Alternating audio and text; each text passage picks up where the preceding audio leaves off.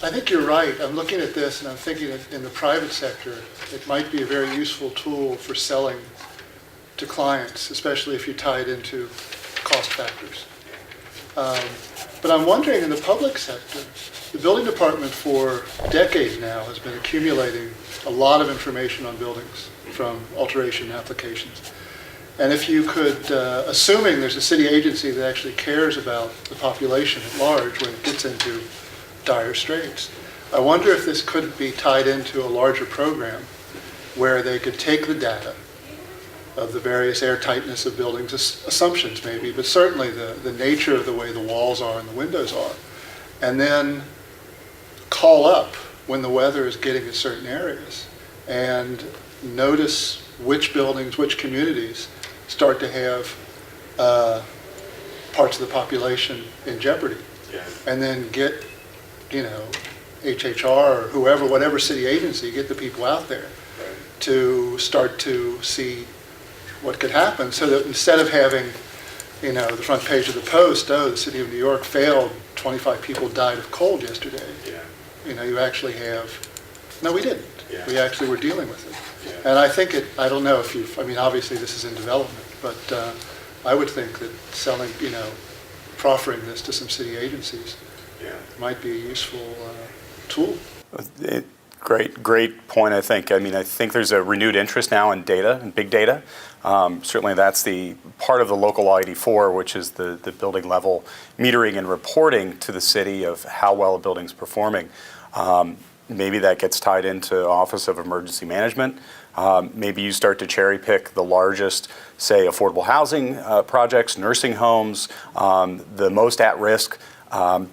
Think of Katrina. A big issue with Katrina was there were lots of issues with Katrina, but no transportation plan for a population that didn't have access to vehicles.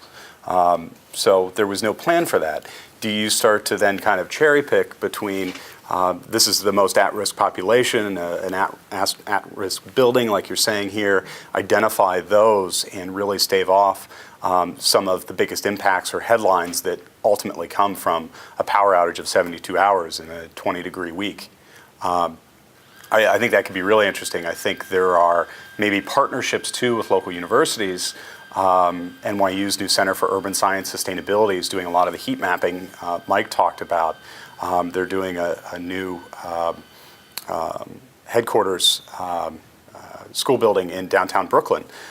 Great outreach efforts, maybe through Columbia, other universities, Pratt, et cetera. Ways to start to tie in this data to not only educate students, I think, on the importance of building envelopes and pushing for this in projects as they become designers and working in the built environment, but also policymakers. We do hope that this tool it really gets out and communicates too that there are many ways of dealing with the challenges of climate change and resiliency that we're facing.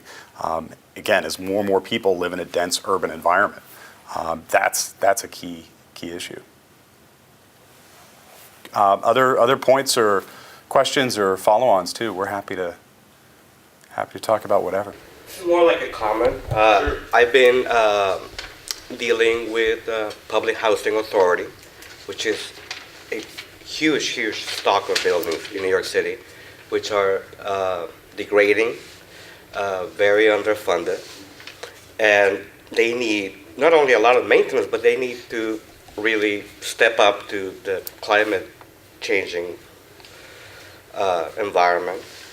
And something like this could be used to develop a long-term incremental hardening and optimization that can be used by many agencies and sources of funding, which is the biggest problem. Because they would like to just redo the whole facade all at once. Yeah. NYCHA houses a population equal to the city of Seattle, which is just mind-boggling. Yeah. So a long-range vision could be developed, a plan to incrementally get there. Yeah. I think it's a great tool for that. Yeah.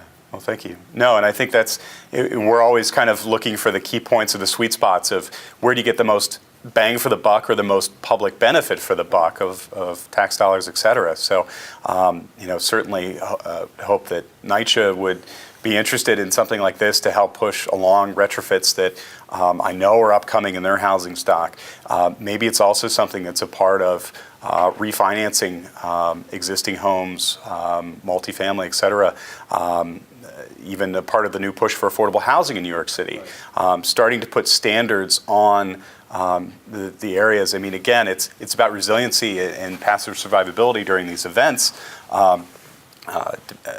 that happen more and more frequently, but it's also about the monthly utility bills.